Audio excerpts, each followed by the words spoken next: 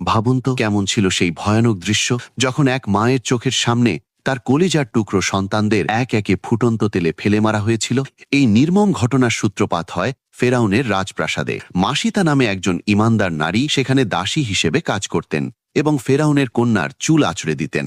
একদিন কাজ করার সময় তার হাত থেকে চিরুনিটি পড়ে গেলে তিনি অজান্তেই বলে ওঠেন বিসমিল্লাহ, যা শুনে ফেরাউনের কন্যা অবাক হয়ে জিজ্ঞাসা করেন, তুমি কি আমার বাবার নাম নিলে? মাসিতা তখন এক মুহূর্ত দেরি না করে নির্ভীক চিত্তে উত্তর দেন, না, আমি সেই আল্লাহর নাম নিয়েছি যিনি আমার, তোমার এবং তোমার বাবারও একমাত্র রব। এই সত্য শুনে ফেরাউন চরম ক্ষিপ্ত হয়ে মাসিতাকে তার ধর্ম ত্যাগ করতে বলে, কিন্তু তিনি নিজের ইমানে পাহাড়ের মতো অটল থাকেন। তখন তাকে শাস্তি দিতে ফেরাউন এক বিশাল তামার পাত্রে তেল ফুটিয়ে তার চোখের সামনে এক একে তার সন্তানদের সেই ফুটন্ত তেলের আগুনে নিক্ষেপ করা শুরু করে। নিজের কলিজার টুকরোদের তিলে তিলে শেষ হয়ে যেতে দেখেও মাসিতা বিচলিত হননি। একদম শেষে